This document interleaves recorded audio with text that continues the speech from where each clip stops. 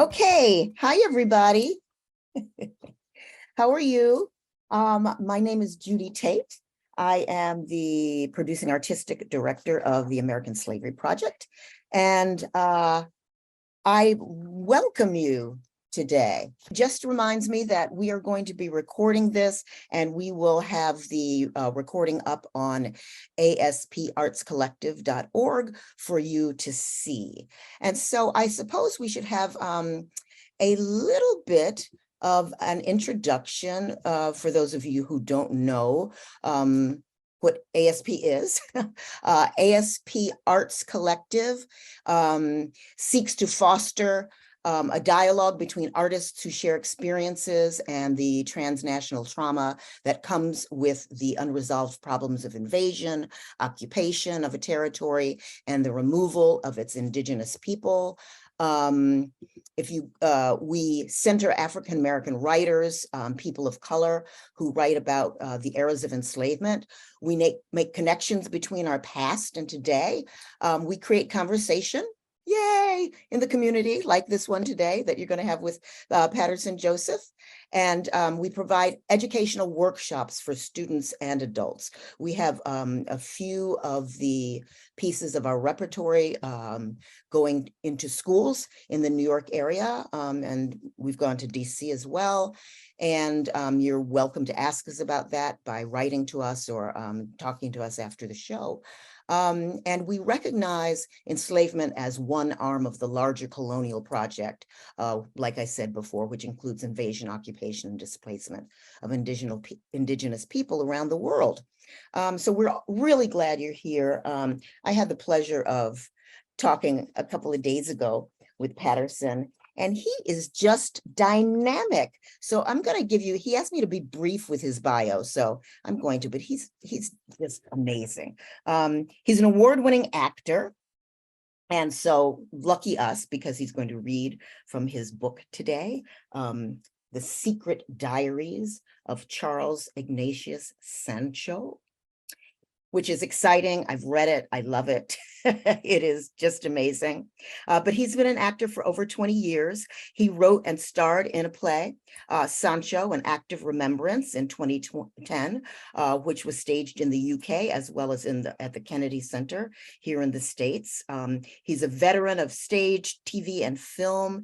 He's appeared in at the Royal Shakespeare Company and King Lear, Troilus and Cressida, Love's Labour's Lost, as Brutus in Julius Caesar, and on television in The Leftovers on HBO, Timeless for NBC, Doctor Who, Noughts and Crosses, and his films include The Beach, Aeon Flux, and the upcoming Wonka movie. So The Secret Diaries of Charles Ignatius Sancho is his first novel, and I have to say a wonderful one. And I would like to welcome you, Paterson Joseph. Please, please. Ta-da! Hello, everybody. Thanks for joining us. Thank you. I said be brief, Judy, and of course you weren't. I would have been much better. He's done a bit of work on the stage. He's done a bit of work on the screen. Here he is. Oh, you know what? People want to know what that is, though. You're modest. But that's what IMDb is for. They can Google all of that. But thank you. You know. I appreciate it. I appreciate it. Thank you very much. So why don't I not talk and let you talk about your book and perhaps your inspiration for writing it and that era of time, the Windrush period of time. So I'm going to step back now, and I'm going to allow you to go forth. Thank you. That's so lovely. Thank you, and good evening, everybody. So Judy's just mentioned the Windrush. And before I get into what that is, what that means, what that word even pertains to, I'd like to just give a shout out to those of you, and I'm sure there are very few, who don't know about the 1619 project created by Nicole Hannah Jones, which I've just started reading today. So in my British ignorance of the works of literature of the Americans in the last decade, I have been blown away by how similar her journey has been to mine. And where is that similarity? The similarity is in our ignorance prior to our enlightenment. I started researching Charles Ignatius Sancho in about 1999. And by that point, I'm already in my mid-30s.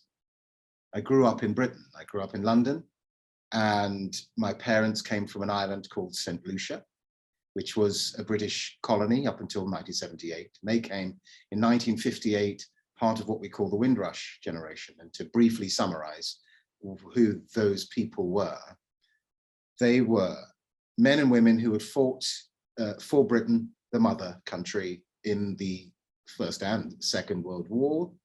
They had been called in an open way, everybody from the British colonies and dependents, to come to the mother country and help them rebuild the cities that had been bombed in the Second World War. And this generation came in 1947 to begin with, on a couple of troop ships. One of them was the Almanzora, but that's never really, we don't really remember that ship and the other ship that sailed in. We remember the Windrush. Why? I don't know. I suppose because there's a Pathé newsreel, 1948. It's June the 21st. This passenger liner, converted from a troop ship, lands at Tilbury Docks in London. There's black and white Pathé footage of the deck, and there's about over 1,000 people on board. 804 of them are Caribbean people from the mother country, coming to the mother country rather, coming from the colonies to the mother country. 804, 2 stowaways, whose stories are fascinating, by the way. But these people came from Barbados, they came from St. Lucia, they came from Grenada, St. Kitts, St. Vincent. They would have come from Trinidad and Tobago. They would have come from Jamaica. And they land, and there's a wonderful man called Lord Kitchener, who's a calypsonian. And in other words, he sang calypso songs, and he sings the famous, "London is the place for me, London, that lovely city." And he sings this sort of paean to London, and it's all very positive, and there's people waving, and it looks all very positive. And then, of course, the wave of, oh, this can't be. We can't have an open door to all of these brown people coming from all over the world to come and settle in our country. And so began a series of riots, attacks, and the black populace fought back. They weren't going anywhere. Famous riots in Notting Hill. No, not that one you saw with Hugh Grant. The real Notting Hill, which was a slum at the time. 15 families to a house, you know, extraordinary place. There was a riot. That's where we have the Notting Hill Carnival today, which is a sort of rebellion almost against this oppression that sat on them until 1962, when the immigration laws were passed to close up the borders. So my parents were part of that generation, and I was a product of that, born in Britain.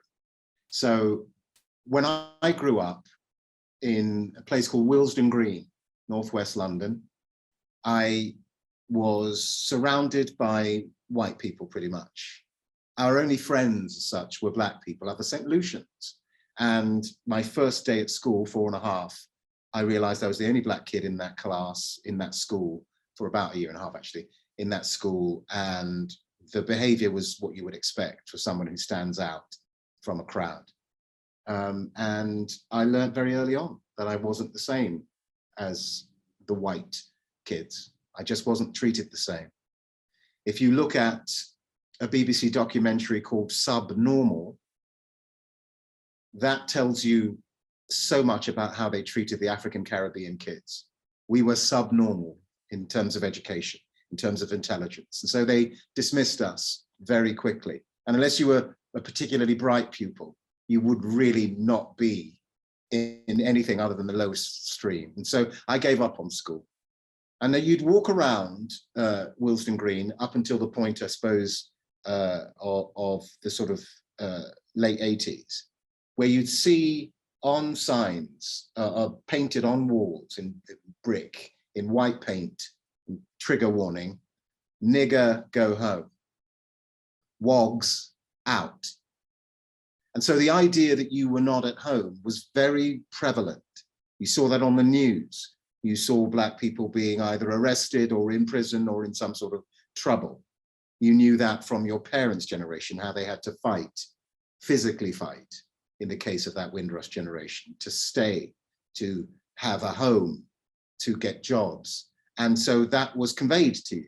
Talk about genetic ancestral trauma. Well, this was not only that, but you actually saw it taking place, and everything that that brings, all the dysfunction that that might bring.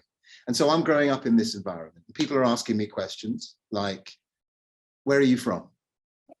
Right. Now, I was last of the first batch of 5 of my parents' children.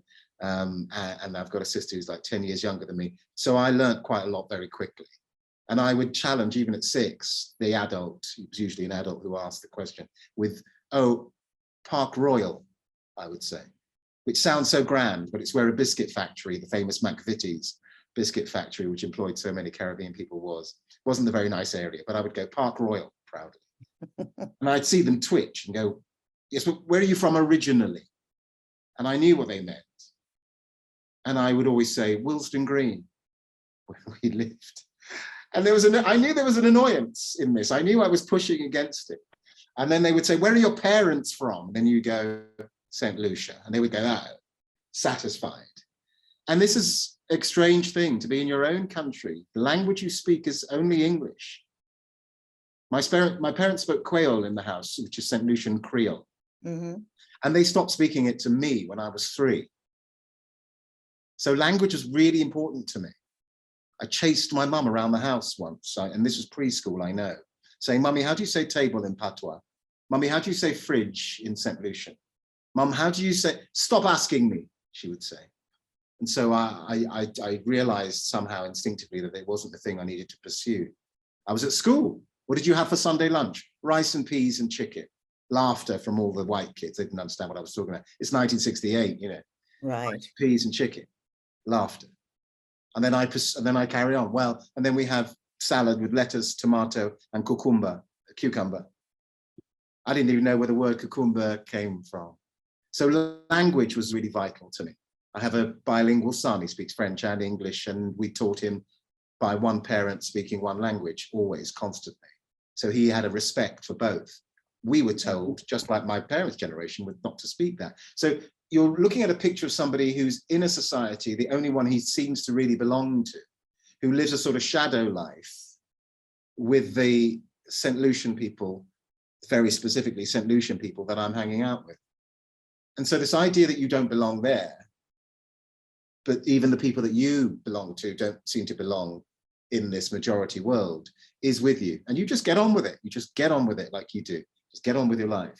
And it's not until I hit the age of, I think, 20 or so, that I stopped thinking of myself as being St. Lucian and realized that I was nothing but a British kid. In fact, nothing but an English kid with St. Lucian flavors. I love and that's a challenge. That's a challenge, by the way, to most people. When I say I'm English, it's a challenge. And I see it in the audiences I talk to in England in particular. And I say, well, what else can I call myself? You want to say British, but that's a sort of ephemeral term. I'm English because I was born in England. But if I don't belong to that soil, then where do I belong? Somewhere mid-Atlantic? Not in the Caribbean. I'm an Englishman there. You know? Is that also what drew you to Sancho? Yeah. That, because I wondered about, like, you're fascinated. When did you first learn about him? So that's a good question. So you draw me back to the original question. 1999, I was talking to an actor, why bother? I'm going to just drop it. Tilda Swinton. And we're playing cards on a movie called The Beach. And I about to play the ace of clubs, and she says, what do you want to be remembered for before you die? And I thought, what? I was just playing cards, and out of my mouth came this: I want to write a story that predates the Windrush generation for the younger generation, so they know where they belong.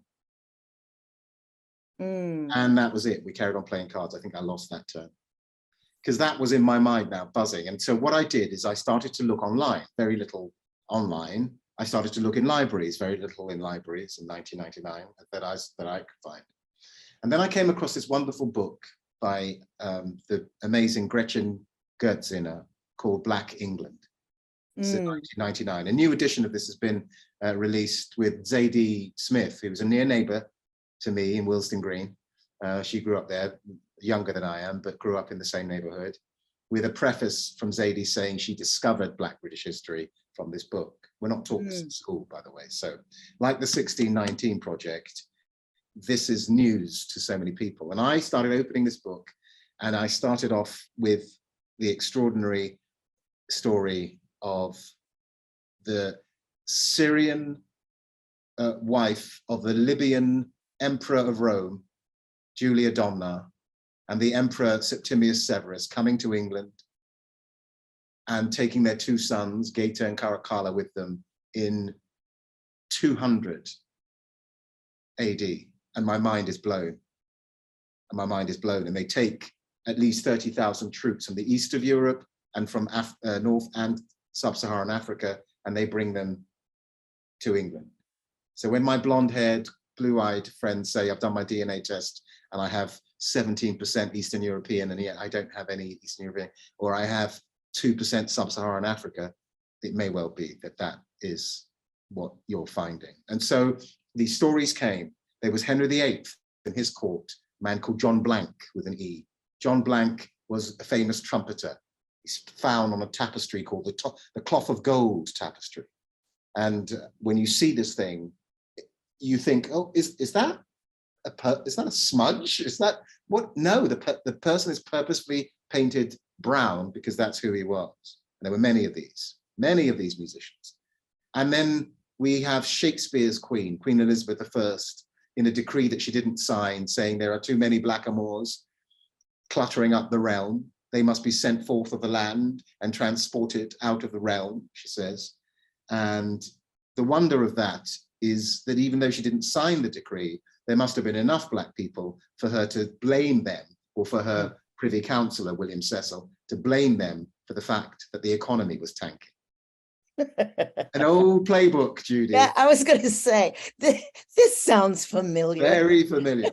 And blame then, those and then others. Exactly. And then it's too grainy. I'm sorry that this is a bad image, but you can certainly Google this man, and it's probably the light is going to be awful. Oh, awful light. Sorry about this. Oh, wait, hang on, that's a bit better. So I see this image, and this is Charles Ignatius Sancho, painted by Thomas Gainsborough in 1768 in Bath, England, in 100 minutes. Around about November time, I think, in reality. And I look at this image and I'm stunned by it. I'm stunned by the look of this man's face, the sort of wisdom, the humor almost that you can see there. You can definitely see the humor. I'm stunned by his waistcoat, which is bright red, brighter than I can depict here. And his hand, like a gentleman of leisure, his working right hand in his waistcoat. And I think, who the heck is this? And that's when I began my whole journey with him. You know, it's funny, there is a copy of that in the New York Historical Society. For those of you out there who are in New York, New York Historical Society is one of my favorite places to be and to go. And I always wondered who he was. Wow, wow. You know, I'm like, look at that waistcoat, look at that look in his eyes. And I've always wondered who he was. Yeah. And you guys out there, my best friend from college introduced me to Paterson Joseph. And we should have started with that. I'm so sorry we didn't start. Jody Price, we should have thanked you initially, because this never would have happened. This never would have happened without you, Jody. Thank you, Jody. And, and I'm busy and I'm doing, okay. She goes, read the email. And I read it and I go, I think that's the guy whose picture I've been fascinated by in the New York Historical Society. Amazing, amazing. And yes, well, this is, I mean, it sort of speaks to everything that I'm about at the moment, which is trying to discover who, say, some of these children, and again, it's not the best, but just try and take a look at this image. Now, we know who the two white figures are, but we have no clue who this child is. And so there are hundreds, there may even be thousands of these images. I can reel through them, I won't, but I can reel through them. But just look at Black people in portraiture. Nameless, nameless, nameless, nameless. Negro child, and Negro girl, and Negro boy, and Negro servant, and page, and countless of them, nameless figures. And so when we find Sancho, and just as you were doing, Judy, going, wondering, who is that? And we can name him, because his name was lost, by the way, even in the portrait, was lost for I don't know, maybe 100 years, until the turn of the 20th century, I believe, when it was sold, and then eventually brought in the middle of the 20th century to Canada, where it now sits in the National Gallery there in Ottawa. This man's name and his fame, even though he was very famous in his time, given his storyline, amazing that he's famous, was forgotten. And that's what we're doing, I suppose. That's what I'm doing, and I'm sure what you're doing, and I'm sure what it's what we're doing with just trying to bring voices. We're trying to name the nameless. Name the nameless and give them a story above all else. Yes, yes. Give them a story, not just statistics, but a story, because I don't remember statistics and I don't actually remember a lot of facts. But if you give me a story, unforgettable. Absolutely. Our sister project, the Canadian Slavery Project, I think that Melissa Murray Much is in the audience. Give back the painting, Canada. Well, I wouldn't go that far, but yet. But I would definitely say, please allow me to come and see it. I've never seen it, and also to maybe perform in front of it, because I would love to have Sancho's voice heard with Sancho, above my head somewhere. That would be. I will connect you with our sister organization, who again is doing a kind of unheard voices. We gave voice to the dead in the African burial ground, and Melissa is taking runaway ads and giving these people story. Fantastic. So we're all connected in this way. I understand that you're willing to do a reading for us, and I think I will turn my face off. Get out of the way. Actually, you know what I can do? I can just do speaker view, attendee view speaker. Are you ready? I am. I just wanted to preamble one thing, if I may.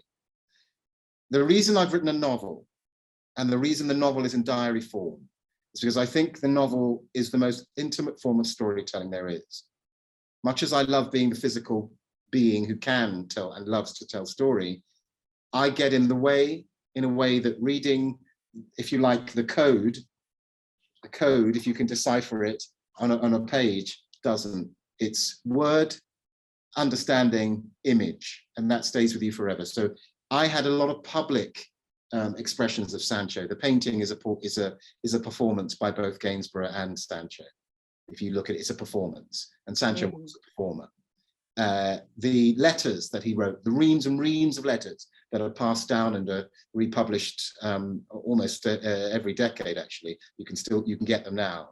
They're a public performance because hardly anybody could read and write. So they were shared in the family.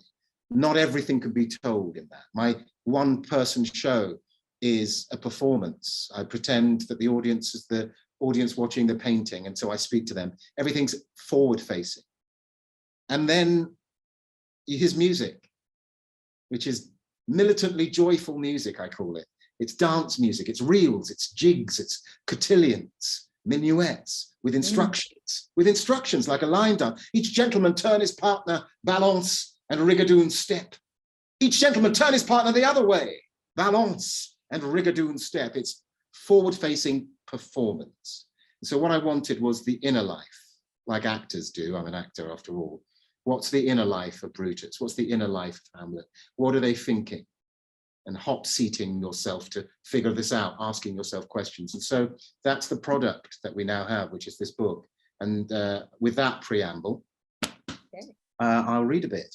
Okay, I will disappear.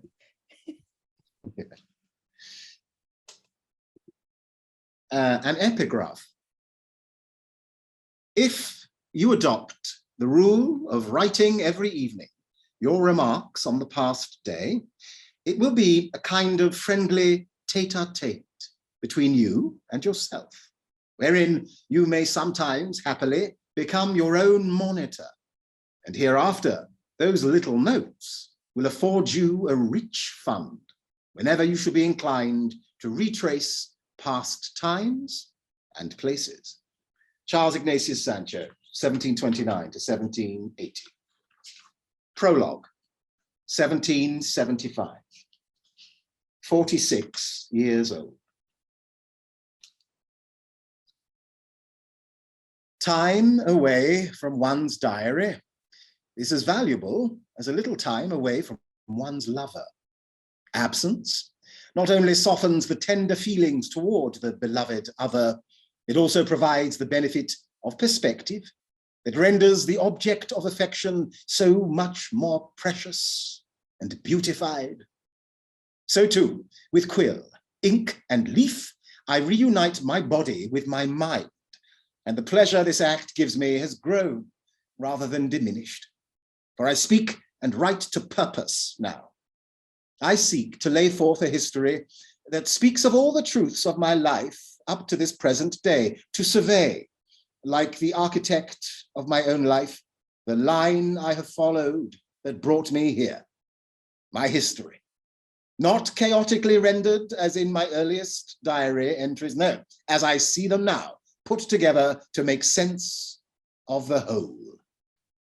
This for you, my son, William Leach Osborne Sancho, born last Friday, the 20th day of October, at exactly 1:30 in the afternoon. My second son, my only living son. I will speak to you as I see you in my mind's eye, when you will find these pages carefully concealed in my old room at Windsor Castle. I speak to Billy, the gentleman. The instructions for finding these will be given to you before I pass. I know with a certain knowledge that I will not live to see you at man's estate. So here am I, addressing the man, Billy Sancho. Know thy father and forgive him. I will not stint on necessary detail, but have no time for flights of fantasy or anecdote not pertinent to my aim neither, which is no less than to render the truth of a complex web of a life lived in many kingdoms, or so it seems to me presently. I'm now a shop owner, but hold, enough, I gallop ahead. I must grasp the reins of my memory more firmly. Much of the following comes from my diary entries over the years. I will record my retrospective interjections. These may be useful in aiding my Billy to navigate the story of your father's life thus far. This rendering may benefit older Sancho too, when time has eroded precision in recollection of even the most momentous twists and turns of a long life. Now, I began writing a diary in earnest at the age of 17. Those entries will appear in these pages as I see fit. For the present, I will begin at the beginning. Book 1, 1729 to 1749, Chapter 1, in which Charles Ignatius Sancho relates his early life. 1729, Origins. I had, on reflection, little right to survive. Born on a slave ship, crossing the Atlantic Ocean, or what is quaintly described as the Middle Passage. I now say a slave ship is neither in a passage, nor does it navigate the middle of anywhere. It sails straight to the heart of hell. My future articulacy would have astounded my master, standing a safe distance from the helpless African girl of unknown origin, a daughter of Eve from somewhere along the Guinea coast. Neither would it have occurred as a possibility to my terrified boy father, traumatized by the last day's events and near paralyzed, emasculated by fear of the unknown. In contrast, his wife, my mother, is simply, luckily, lost in the bewildered agony of a painful breech birth. Lucky to be together at all, these child parents, captured and sold as slaves, I would guess, by a rival tribe's chief, the human spoils of war. Lucky. A charnel house of black flesh, this, cramped and rank with rat droppings and the spillage of 1,000 filthy slop buckets. Filth amassed over the 15 years of this ship's barbaric life, a life spent plying its brutal, unfeeling trade between the pestilential slaughterhouses of the Guinea or slave coast and the slow death of plantation life in the Americas, which awaited the cursed souls who were doomed to never return home. Neither they nor their offspring, a permanently lost tribe. Let us roam. Leaving the child parents to their agonies for a moment, let us venture to the next deck down. No, not that lower mezzanine deck. That one is for the pickaninnies. Oh, they can really pack them in there. Conveniently small, these little ones. They hardly complain at all, but simply lie in stupefied terror. All the better. Much less trouble that way, quieter. No, we need to look at the lowest deck. We find the men's quarters, quite the largest space in the ship. Roomy, or at least it would be, if 300 men were not crammed head to toe so tightly that no room can be afforded for the slightest movement without feeling the calloused skin of a stranger's feet, or the tangled woolly roughness of the hair of one's neighbor, pungently ripe with sweat and the acrid smell of fear and death. The rhythmic rolling of the ship, accompanied by the groans of hundreds of men who cannot speak or understand each other's languages. Divide and rule starts early in the seasoning process, yes. That shameless word for the conditioning for a life of slavery that the white and black traders along this treacherous coast give to the slave apprenticeship, an apprenticeship that starts in earnest once the enslaved soul has reached their destination, usually a plantation of one kind or another, cotton, sugar, cane, tobacco, crops that bring ready money. Commerce. Where will your cruelty end? Let us hurry back up to the birth cabin. Our young mother-to-be is about to bring our main subject forth, past the mid-deck, with the women and young girls deck, half the area of that of the men, and made more uncomfortable for them by the fact that some are in stages of pregnancy akin to Our Lady above, who now we see has expired. There is the dumb-struck master, the surgeon charged with midwifery duties, guiltily sullen, the near catatonic gaze of the frightened boy father, now without a soul who knew him free. He has the fleeting notion to bolt from the room, perhaps to fling himself overboard, broken by the loss of his wife, his life's companion. Futile, he will be shackled below with the rest.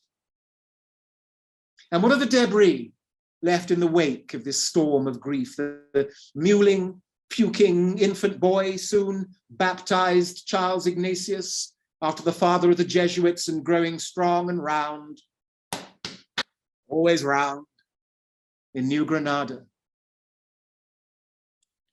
On arrival, Billy, when first my father, your grandfather, saw that the color of the majority of the labourers on that benighted dock matched his own. He set his eye on a dozing overseer's unguarded scabbard, seized the man's sword, then swiftly slipped the blade from his own guts to his heart before any had time to register the act. He died in merciful seconds, and my world contracted yet again.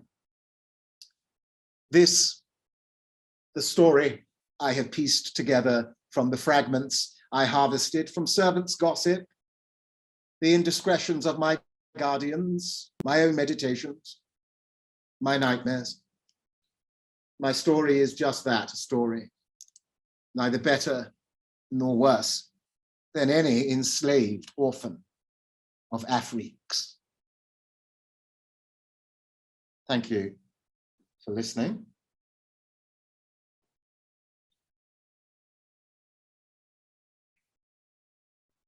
I'm muted, but I said, wow. I saw, I could read you, I read your lips there. Oh.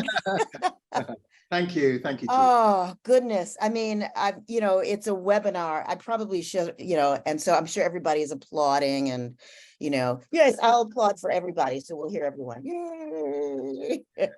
That was wonderful. And once again, oh, there's so many things in that, Paterson. The description from inside, not just from outside of the ship and the hold of the ship,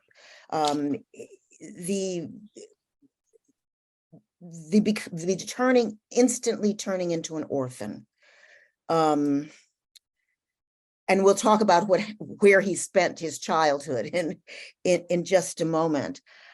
But this.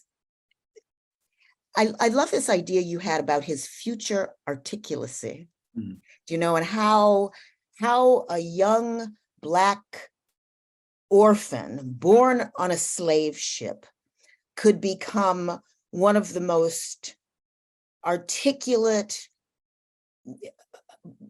brilliant performers in the court, at the same time that he goes through life destitute. I feel like there are so many, and you could maybe say, there are so many Black theater people and performers who can really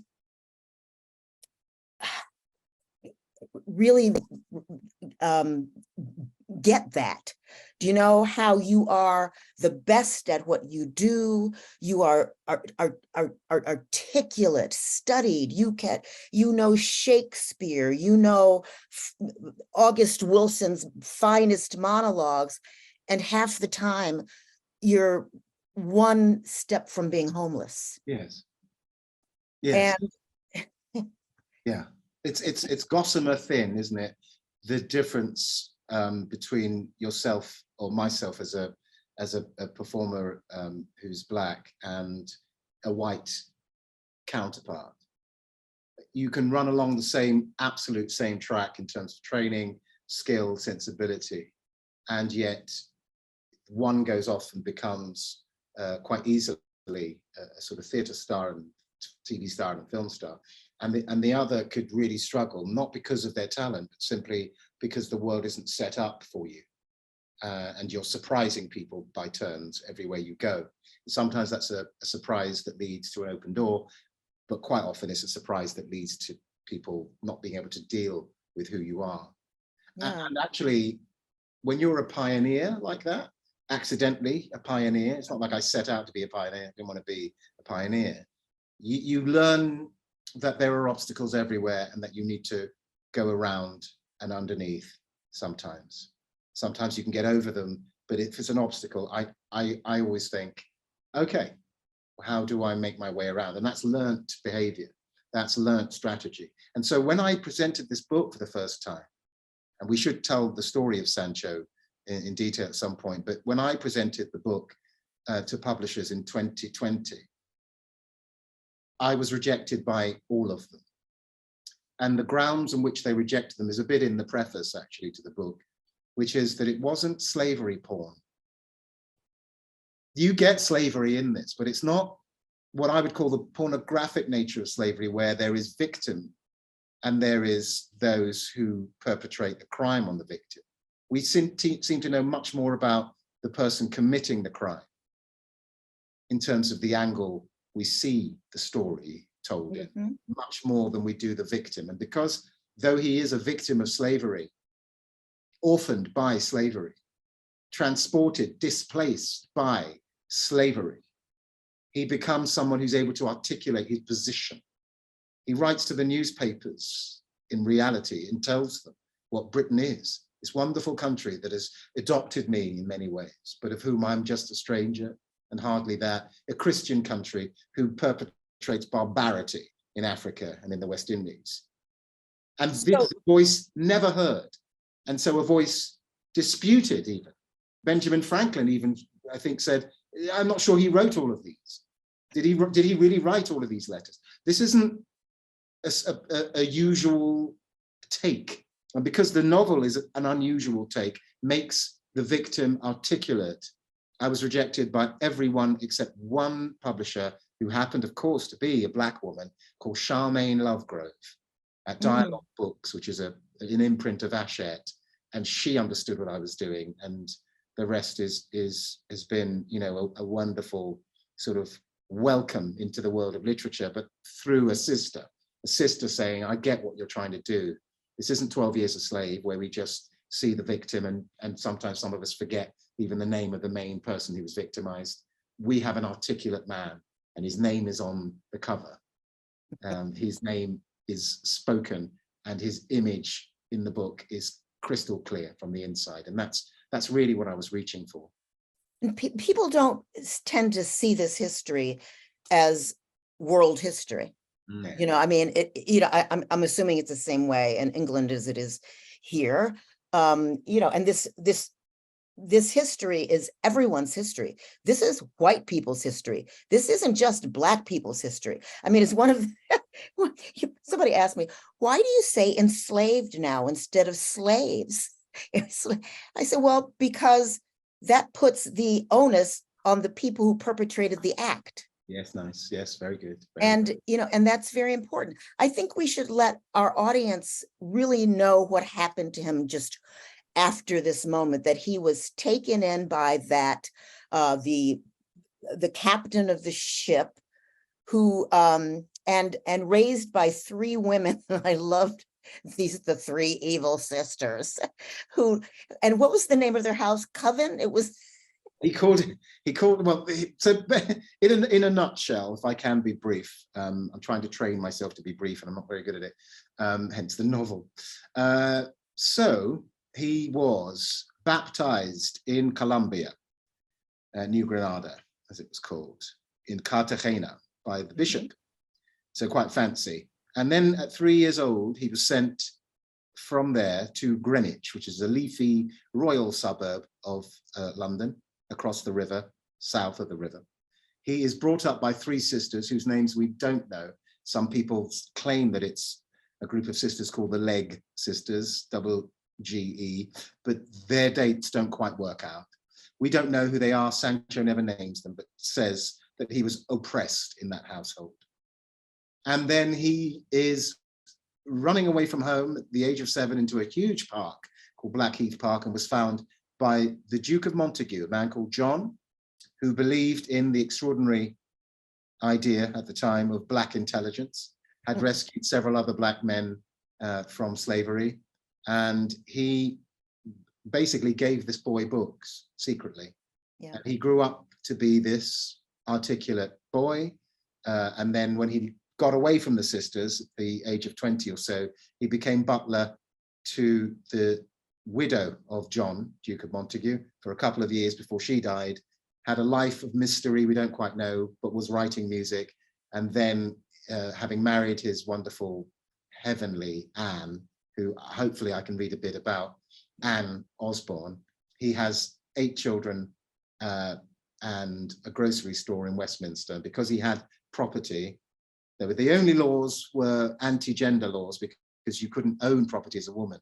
But if you owned property, you could vote. Only about 2% of the population, all male, all white, surprise, surprise, could vote. In 1774, 2 years before the Americans signed their Declaration of Independence, he voted for the first time, and in 1780, the year he died, at the age of 51, young man, at the age of 51, he voted again for a proto-abolitionist candidate called Charles James Fox, because the abolitionist movement was really only just beginning at that point.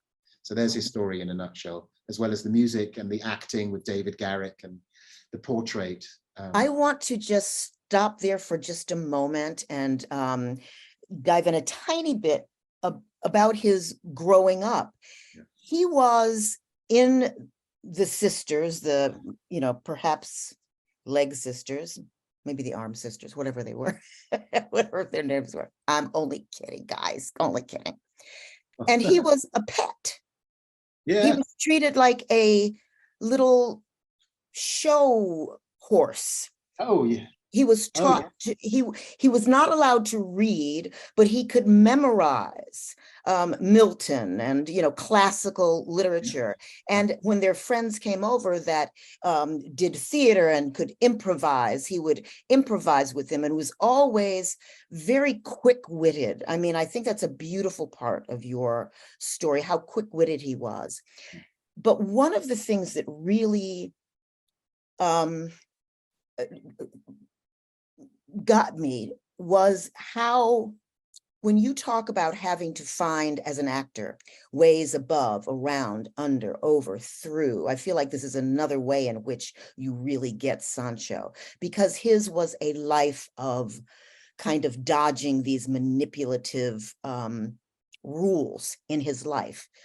He was in the house, but he was dressed up like a sort of little doll, but every now and then reminded that he was owned, that he was no one. And then that there was a horrible period of time, which was the prelude to his running away, where they locked him in a basement, a cold, damp, disease-ridden basement, as if they hadn't loved him, as if they hadn't. I mean, he really was an animal to them. Yes. And it's so just, it's really heartbreaking, because, and he's abused. He's emotionally and sexually abused, as he's made to sleep in one of the women's beds so that she can be comforted by him naked. And it reminded me so much of the kind of, in America, people living in the house, so to speak. We lived in the house, and our ancestors who did that were supposed to have had such an easier life. And Sancho wasn't on the tobacco plantation. He didn't get left there in the islands, and but there is terror, yes, and manipulation and psychological strain that happens when you are right next to your enslavers. And you write that so beautifully in your book. Oh, well, I mean, I try and draw as I think visceral is the word, picture as I possibly can, whilst trying to keep to as many facts as I possibly can too. So I try not to over embellish, but I then see what must be obvious, which is that these children, and again, here's another image, of another child. And you look at this man who cares, we can't quite see him, but he's Karl Friedrich von Brandenburg, and we have his name, no idea who the kid is. And that's a real human person, unmistakably so. And yet he's got no name, and he has to look lovingly at the man. And so there is, whoa, look, he's got the wonderful costume on, and he's got the wonderful hat on. And isn't he being painted by, a great painter? And inside this child, there is this narrative of, I am no one without this person. And I could be made no one if that person chooses to throw me out of the household, which they often did when they became teenagers.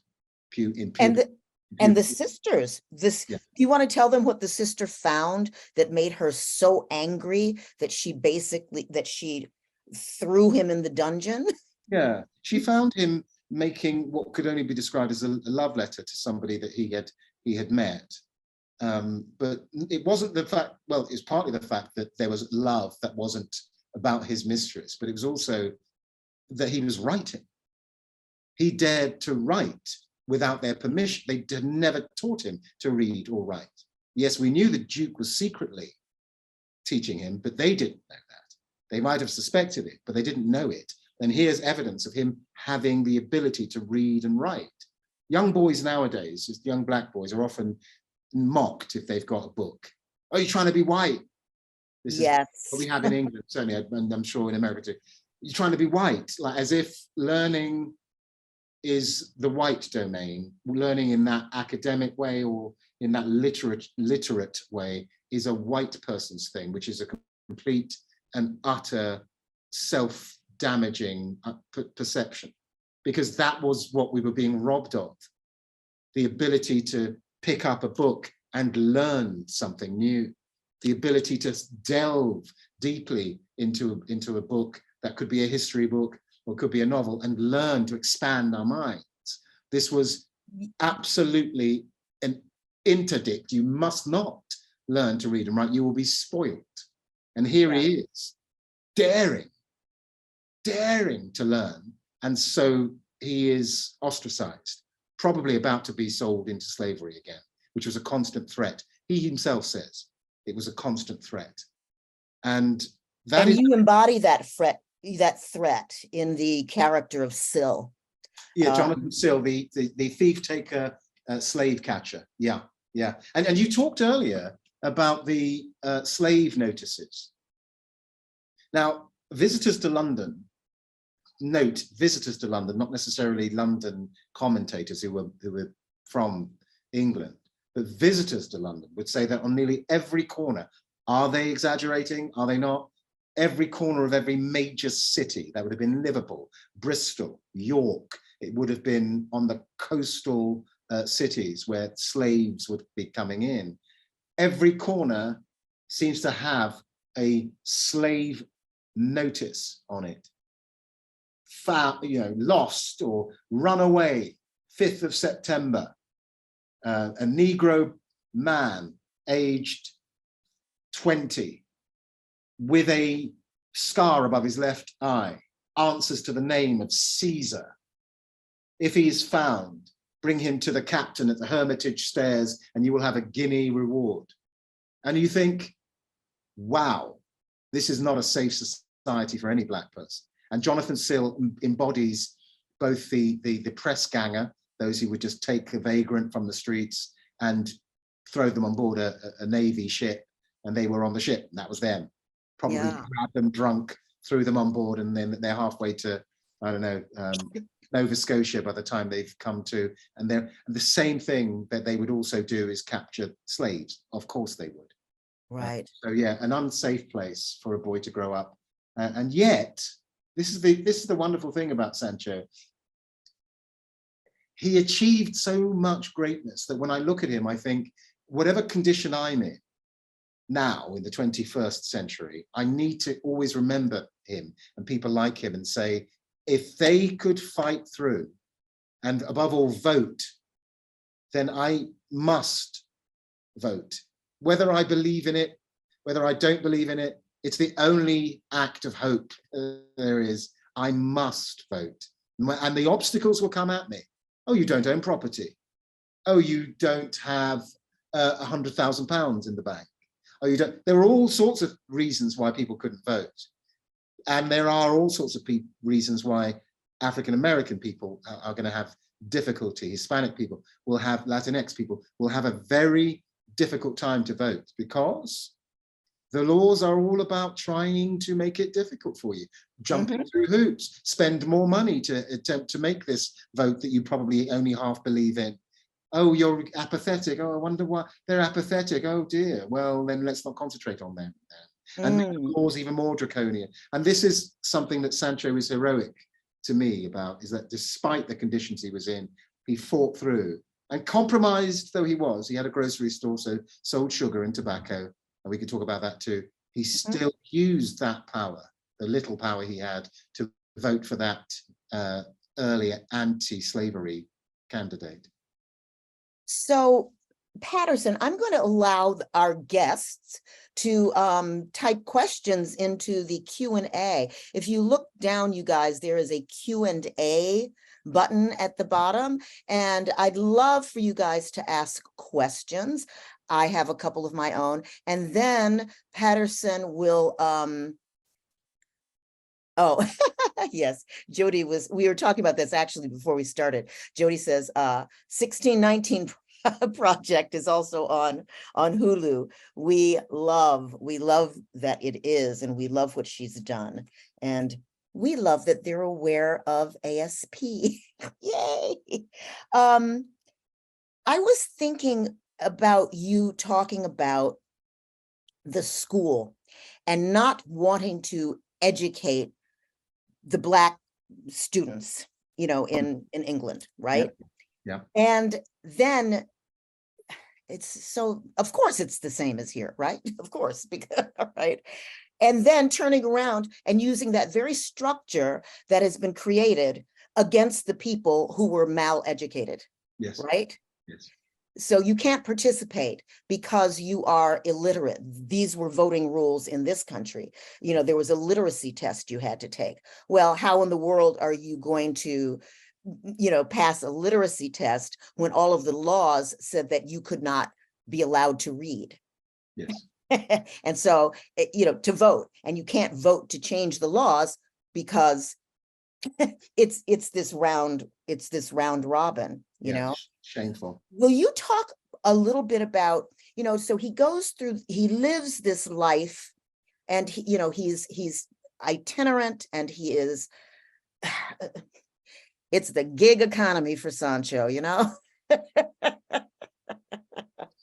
But he does have people who befriend him, and I was enchanted by his future father-in-law, Mr. Osborne, taking him to the Black Club. It was like, you guys out there, do you remember the scene in Dirty Dancing when Patrick Swayze takes Baby down to the party, to the Black people party, where they were like getting down? There's a scene like that. You want to talk about that, Paterson? Yeah. I mean, if we'd had time, I would have read about it. But it is the moment where he meets Anne Osborne, and I set up this tavern called the Black Tar Tavern in Fleet Street. Now, there was a tavern in Fleet Street. Again, foreign visitors said, "Here, I found this tavern," and it was frequented by Black men and their ladies, and they danced the Negro Frolic. Like, well, hang on, what can you embellish that? What were the instruments? It couldn't have just have been Black people. It must have been all sorts, because they were free people too, as well as the enslaved, and as well as household servants. There would have been sailors. So you would have had Chinese, Arab, you would have had Irish, you would have had Indian, you would have had Caribbean, you would have had African, and all of these mashed up together make a sound that I've never heard before, never heard depicted, never seen depicted. So I began to write that story. So you think about the Irish drum, the circular Irish drum called the baron, which you play with a little blue instrument. You think about the kora that looks a little bit like a cello, almost, with a sort of bowl at the back of it. What sound that would have made together? Somebody tootling a flute somewhere, violinists. There were loads of Black musicians too. So that, I imagine, being a really lively, sensual attack on Sancho, who's been hanging around with Handel. He has, you know, Duke of Montague's, you know, was in charge of the royal fireworks. So in reality, so he was in charge of all of that celebration, where he created the music for the royal fireworks. George Friedrich Handel, he would have been hearing this refined minuet-like music, and then saw this thing. And I can't believe that it hasn't affected the way he writes music. Somebody told me the other day that he annotates his music, which has been published in his lifetime. He published at least 3 of his own books on music, with the French horn. And it's a bit like jazz instrumentation in that it gives you license to improvise. These are professional people, but it's the French horn. And the French horn was known as the instrument of choice for the Black musician in London. So he's writing very specific music, and the rhythm and the beats of it need to be listened to more carefully, because I think he's influenced by much more than just, you know, Handel or younger Bach, who he would have been hearing. And that's what I try and depict, to bring this place to life where you see Black London, not just the rich people and their one servant or two servants, but how they, as John Osborne says in the novel, see how the African entertains themselves in London. You know what, how else the Africans did in those taverns? They passed the word about freedom. Yeah, you know, because of all of the sailors. I mean, you know, in the colony, in our, you know, New York colony, all of those languages that you just rattled off were all of the languages that Black people spoke because of the ships. Yes. You know, they had to unload the ships. They had to talk to the people that, you know, were on those ships with all of the, and it's, you know, after the ships were, this is in the Caribbean too, after the ships were unloaded, then there's the party, you know, and there's the party with your, you know, brethren, Black kin from across the water, and you're passing the word, and and that's how the word of revolution passed. For I'm a history wonk, guys, sorry. But that's how the word of revolution passed, both in the Caribbean, you know, from island to island to island, but also the colonies to Europe, to the Caribbean, to the colonies to Europe, to the Caribbean, right? That's how I really resonate with that. And there's a fellow called Zachariah in my novel who is a runaway African captive. He runs away from his master because, of course, people would come from Virginia or wherever, and they would bring their slaves with them. And those slaves were not free when they got to England. That was an absolute it was a misunderstanding. England was not the place to be free. And yet, when people came, they thought, if I run, I will be free. Or if I get baptized, I will be free. This is not the case for the majority. Yes. But what was wonderful is that the people who often would save them and rescue them would be the working poor and the Irish in particular, who were another persecuted minority. And there are places like St. Giles in Cripplegate, which is in London.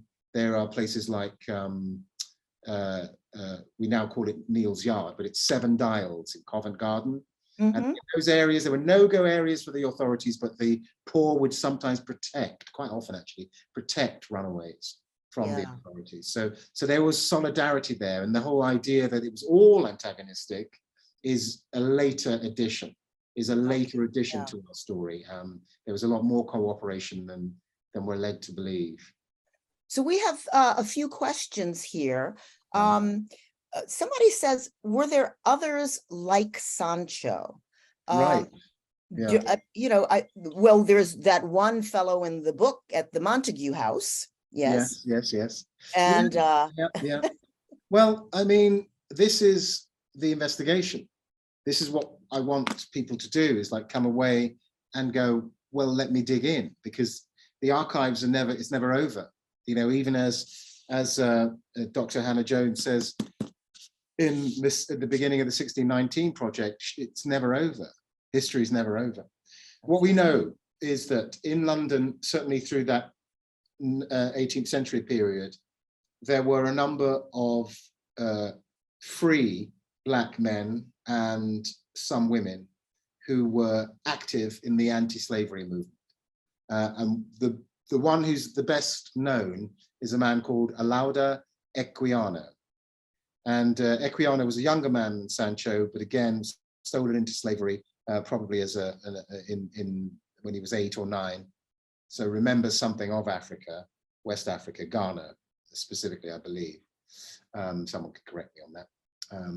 And then makes his way to England, buys his freedom eventually, a lot of highways and byways in his story, but sets up a group of men called the Sons of Africa, or sorry, a group, they may well have been women part of it, we don't know this yet, called the Sons of Africa. And they included a guy called James Gronier, Otaba Kukuano, and we know that in Sancho's household, when he worked for the Dukes and Duchesses of Montague, there was at least Charles Manuel, who was the right-hand man to the Duke, there would have been a guy called Rio Montague, who was a young child in that household, who they looked after till his very early death. There were other black servants. There was two other servants who feature in the novel who were people he corresponded with. So obviously men who could read and write, women who could read and write. One is Mr. Lincoln, and another is a Mr. Brown. And these Charles Brown, and these are people who, for me, have Sancho's privilege, but they're also, as Sancho has, one foot in the other world. Yeah. So they're very close to it, but not quite part of it. And then, of course, there's the plethora, there are thousands of black servants, and the mixed heritage people too, who are obviously a bit like today in England would be known as black. They're not going to escape that. So you've got a populace that's you've got a populace that's quite large when you look at the visible black populace in London. Some say as many as 30,000. I think that's an exaggeration on the whole of England. It might have been 30,000, but some say even in London. But in London, there would have been at least 20,000. So if you're talking about that as a demographic, it's a very visible and large demographic, and that might not even include your mixed heritage demographic. So for all those people out there who say that Georgian England, you know, as in Sandra Rhimes shows, didn't have people of color, that's baloney. Of course, yeah, they were there were people of color, right? Yeah, I mean, it wasn't, as I say at the beginning, you know, as if black people were sort of sashaying through London unmolested. Sancho himself says, when he takes his daughters out to Vauxhall Pleasure Gardens to hear music, we went by water, had a coach home. The girls were so excited. You know, you could see them, their eyes glistening. We had a coach home, were followed, laughed at, but not much abused. Not much abused. Not much abused. So you know that this is an ongoing thing, that he barely registers it in these letters because it's such an ongoing thing. So the idea of London must be adjusted. In fact, I think that about the exceptionalism of British history, in the same way that I would challenge the exceptionalism of African American history to understand that slavery was a global phenomenon, and that Europe had as much to do with slavery as the North American continent did, and that most of the African captives were sent to the Caribbean and to, of all places, Brazil. Mm-hmm. And not understanding that story is to not really understand what the African diaspora is and how far flung it is, from the steppes of Russia all the way to Alaska and round the globe. This is not a place where you were safe as an African person in the world, this period. Absolutely. So that needs to be, we need to readjust it. And the exceptionalism of the English, where they say, we were the ones who expended the lives of 2,000 sailors blockading the French, the Spanish, the Germans, and the Dutch, and the Portuguese from taking slaves from Africa. Yes, you did that, but you started in 1807. Now, in 1807, you had a couple of 250 odd years of it. So you had already built your colony in America. You had already built your colonies in the Caribbean and in South America, the Europeans had. So you cannot then claim that. It's like slapping somebody for 250 years and then protecting them from being slapped and saying you're the hero. So British history has to be adjusted, and we need to adjust our picture of who the Brits are and were in light of that. And we, you know, you have anti-critical race theory, this made up term, coming at us in America. Then you have people who do not want to teach the empire. They don't want to teach colonial history. And in like family history, if you bury this, it will come back and bite you. You cannot bury family trauma. And a nation is a family. You're accidentally there. You're just part of it. Whether they reject you or not, you're still part of that family. If your story is not being told, and if your story is being distorted and silenced, it will come out in other ways. So it must be told. It's better to lie to the world than be silent about it. I totally agree. And, you know, that's why we exist, you know, and also that's why we changed our name from the American Slavery Project to ASP Arts Collective, to take a more global perspective of this. That's what's necessary. And, you know, in this global anti-Black sentiment that has really come through, you know, in all of these events. Yeah. Now, let me get through a couple of, I've got a few questions here. One short one, where can we find examples of the music that he composed? French horn? Can I answer that straight away? Yes. If you look at wherever you get your music, your digital downloads, whether that be Spotify or iTunes or Apple Music, you will find an album by a man called Ben Park. And Ben Park is the composer who helped me compose and construct Sancho's music for my monodrama. And Ben Park and I have created an album of 6 of Sancho's songs. And at the beginning, you get a sort of 10-minute version of his life with his music underneath. And it's called Sancho, His Music and His Life. And if you look that up, you'll get that. And it's got a wonderful sort of miniature on the front of it with Sancho's face. So that's where you can find it. You can also find many orchestras who are playing his music now. Wow. There are African orchestras that are playing his music. The Chineke Orchestra in England is also playing his music. So it's becoming more and more prevalent. I've seen a couple of violinists, or a violinist and a cellist, I think, in a Chinese couple who are playing his music beautifully too. So if you YouTubed that, you could certainly get his music. There you go. This is wonderful. This is it's thrilling. You sort of answered this, but I'm going to say it, and you sort of answered it. But someone wants to know, can you say more about how Sancho became involved in the early British abolitionist movement? How involved did he become, and how was he introduced to it? At that tavern, maybe? I don't know. Right, yeah. I mean, I think that my story is an origin story of a man who becomes more and more enlightened himself. He's ignorant, as he says, of Africa. He's ignorant of the Caribbean. He's ignorant of who he is. And it's a gradual dawning on him who he is and where he is in the world. And I think that mirrors the sort of natural life of a lot of us, in that you grow up oblivious until you realize that you're being raced. Suddenly you're a race. Oh, and suddenly you're being lumped. You're just an individual. I was just Judy. I was just Paterson. I was just Kwame. I was just this person. And now suddenly I'm this lump. And that began, I think, very early with Sancho, of course. But the people he meets along the way, I think, gradually enlighten him, both white and black people. And I think it was a gradual awakening. You'll see a bit of it, I think, mirrored in the novel. But you'd certainly say that he would have had contact with enlightened people, since John, the Duke of Montagu, was a forward-thinking man. Sancho would have known Charles James Fox, and he would have known what his views were. He was one of the earliest, and this is 1774, one of the earliest politicians to bring a bill to abolish the slave trade.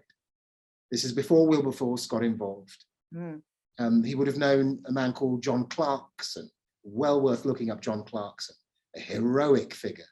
And John Clarkson helped found Sierra Leone with African Americans who had fought in the War of Independence, British side, who were initially sent to Nova Scotia, were dying in their great numbers, were then sent to England.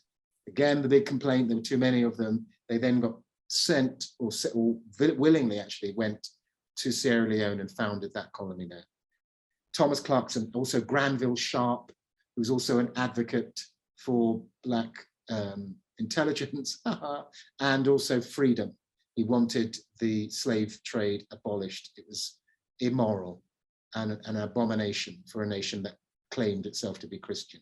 So these are voices that need to be heard too. And they're the voices that Sancho would have picked up. And the most influential would have been the preacher, novelist, Lawrence Sterne. Sure. Lawrence Sterne. Yeah. Oh, Sterne. Okay. Yeah, who wrote Tristram Shandy. Famously. Oh.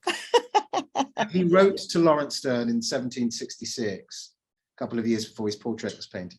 And he said to him, look, I see your work, I've read your sermons, and I really think that a voice like yours will really help to end this barbaric trade. And Sterne writes back and said, I'm just on the point of writing a story of a young black girl who won't kill a fly, but lets it out of the house when people of her own species don't treat her with as much respect. And you've made me think, absolutely, I must write this. And they met and they talked and they corresponded. And Sancho imitates Sterne's style later in life. He really takes on the dashes and the cul-de-sacs and the made-up words. I mean, he had no qualms about taking the human language, Sterne, and neither did Sancho, and using it to create a new word or a new phrase. So he was super influential on Sancho too. So I would love to hear, I know this is just wonderful. In the tavern, he met the love of his life, Anne Osborne. Yes. And in the book, you guys, there's a beautiful, there you go, there's Anne, this beautiful Anne Osborne. And they corresponded in letters. And there's a whole section of the book that's letters. And Paterson promised that he would read from that section. Oh, you guys, if you're having trouble with the Q&A, on the bottom of your screen where it says more and there's ... you can go to the Q&A there and ask your question in case you, in case you can't figure out how to work the webinar. Don't worry, the other day we were having trouble working it too. Okay, but Paterson, I'm going to once again dismiss myself and give you the floor, and you can read some of that section that includes Anne Osborne. All right. Okay. Set the scene very briefly. Sancho has been invited at the age of 23 to the Black Tar Tavern in Fleet Street by John Clark Osborne, who's an older man, black man, who works for another great house. And he gets there, he hears the music, he dances, his early onset gout is playing him up. So he sits down and he watches this dancing that he's never seen before. And then Clark Osborne comes in, sees Sancho, takes him over to meet two black ladies. One is Mrs. Clark Osborne, Mary, and the other is the wonderful, she gets her own chapter. Can I do this? Yeah. Anne Osborne. If I could write the beauty of your eyes, and in fresh numbers number all your graces, the age to come would say this poet lies. Such heavenly touches ne'er touched earthly faces. Now, at the risk of being accused, as Shakespeare's sonneteer would have it, of lying to future generations, you, Billy, about the beauties of my love, I fortuitously attempted to conjure the impression that my first encounter with Anne Osborne left me with on the very night it occurred. What is attractive beyond resisting to one is a matter of great indifference to another. What in one culture and place will be considered beauty is subject to local matters of taste and habituation. However, what we are told represents beauty can on occasion be contradicted by what we find to be attractive directly before us. Nothing could have persuaded me to accept this night what the Greenwich Coven had often expressed, the belief that Black humanity lacked the aesthetic beauty of the European. My rare encounters with Black women had not given me sufficient ammunition to fully counter this foolish notion until today.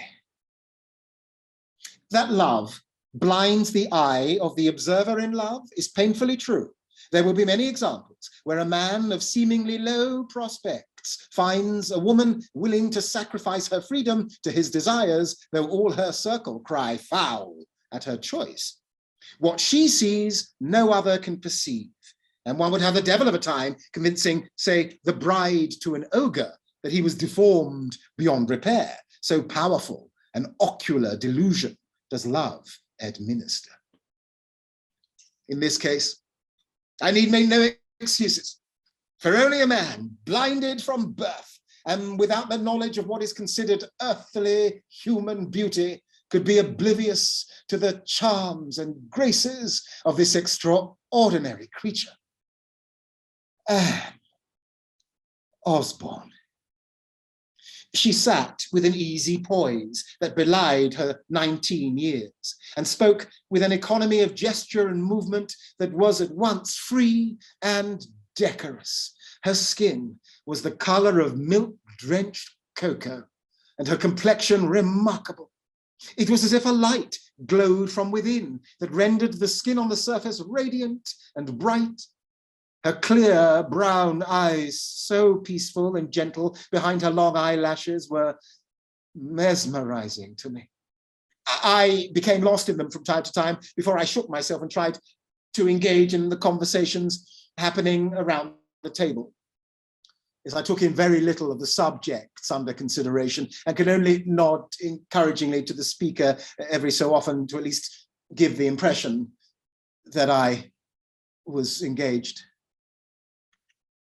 At one time, when I had forgotten to pretend to be listening, Anne Osborne turned her full gaze upon me, and I burned from within. I had the sense of being in the presence of a great person, a person with a large and generous heart who knew kindness as a fixed virtue of her personality. I felt that I could talk to such a one for many hours, and that I would, like Othello, receive from my Desdemona a world of sighs. So sympathetic was her look to all around her. As the band started up again and the dancers were rising around the room, I thought it was time I did something other than sit and stare. And so I requested a dance from the pretty creature. She refused. I barely asked the question when John and Mary leapt up and the pair immediately started swerving and dipping and swaying as if they had danced with each other 100 times before, which assuredly they had. I turned away from them, envious, left alone with the woman who had just rejected me. I tried to affect nonchalance, but felt anything but. She sipped her wine for a moment, observing me, then gracefully moved into the chair that her father occupied and leant in to address me. And now I could catch the flavors, so many flavors of her accent, hints of London, yes, but Jamaican too. And was there something of a Cornish tint to her beautiful alto lilt?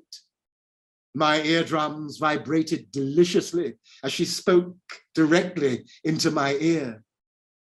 I have heard much of you, Sancho. I cannot believe you intend to ask me only once to dance. Father spoke of your determination to succeed in life. I see little evidence of that tonight. And with a look so mischievous that I was struck dumb, she took my hand and led me out to the roiling dance floor. The jig was bouncing along in a jaunty fashion when we first stood up, but shifted, to my relief, to a more romantic mood when we had stepped onto the floor. Only tabor, accordion, and flute played this stately minuet-like tune. Well, I hesitated to know what to do for a moment, and so I took my cue from the Clark Osbornes, holding each other very close while they moved as one in a graceful dance, making them appear to be moving through thick air. It was sensual in the extreme. I confess to finding it a little salacious to observe. I accepted the admonition to imitate the Romans when in Rome and took hold of Anne's tiny waist, pulling her to me. The heat that rose between us was unmistakable. Her body was firm and lithe, and her movements delicate and minimal. For a precious few moments, she let me hold her to me. I felt every pulse of her form and noted every turn of her fine and articulate feet. As she pulled away from me to dance, alone, facing me, it struck me that this was a mating ritual, one in which I had never been initiated. Anne glided like a dancer's. I know that I was not the only man in that tavern to think she the most graceful and beautiful woman there. This mating music had no firm time signature and seemed to be made up of a series of romantic musical phrases spliced together to make a whole. Oh, Anne returned to me. Let me hold her once again, her body relaxing under my tentative leading. We moved across the floor as one. I smiled at her and was gratified to see that she found me amusing. The look she turned up to me at that moment had me lost for words, thought, action. I barely registered the end of the delectably long tune and was surprised, therefore, to see that folks were preparing to leave the establishment. The instruments are being tidied away, even as we arrived back to our seats, and curtsied to me as she departed with her mother, and I was left wondering if I would ever see her again. Clark Osborne took me by the arm and led me to the counter, where he bought us 2 final glasses of whiskey.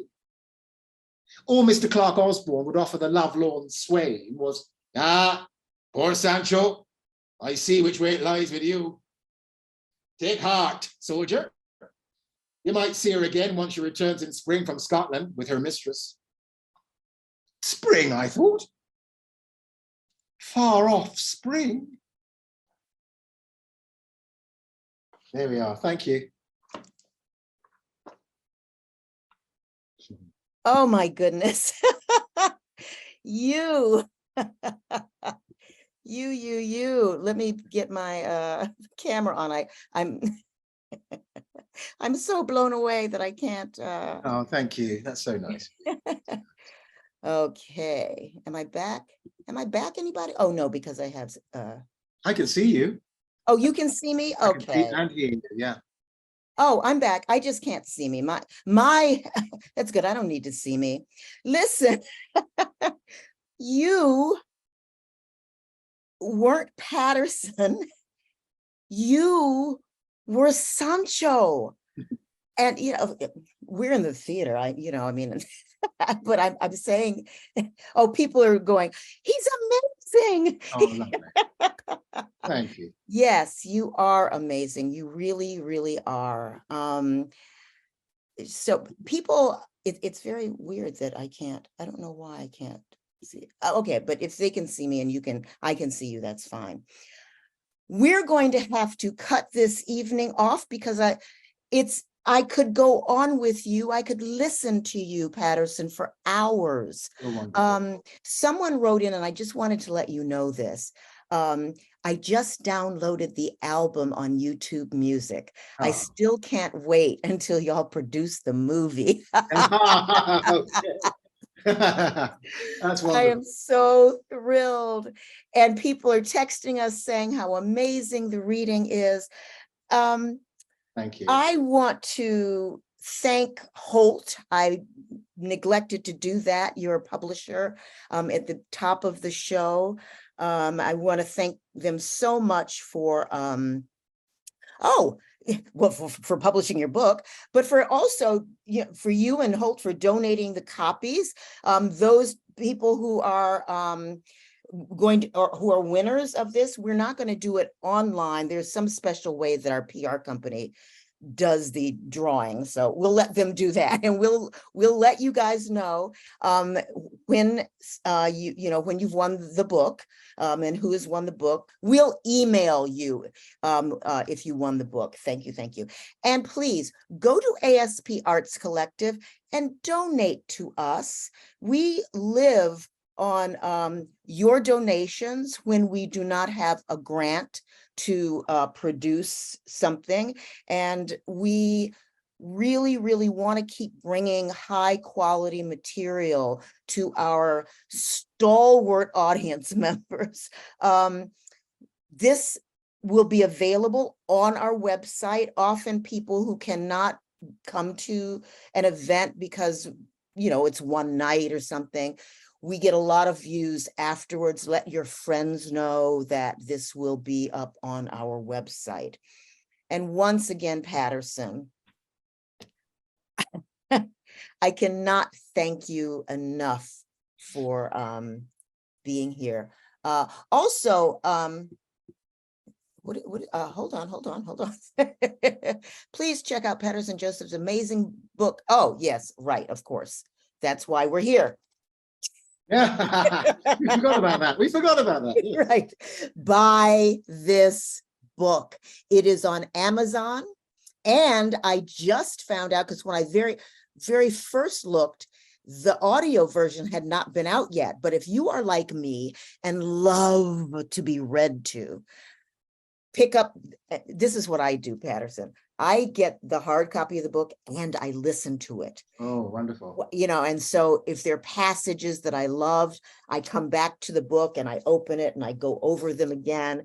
I'm a nerd like that. But you guys, if you loved what you saw, buy the audiobook and the hard copy book. Yes. Okay. And just to let you know, it's not Idris Elba who's doing the voiceover, it's me.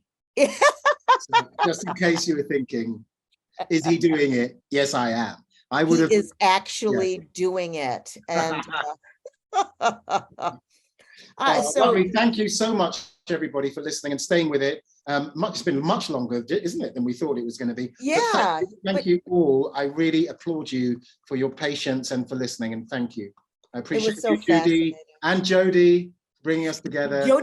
Jody just left. She said, oh, I had to go. Oh, look, I'm getting so many texts. I love it. I love it. It's wonderful. Well, thank you. Thank you. Okay. Let's do this again sometime. Yes, let's. Thank you, Judy. Okay. Take care. Bye.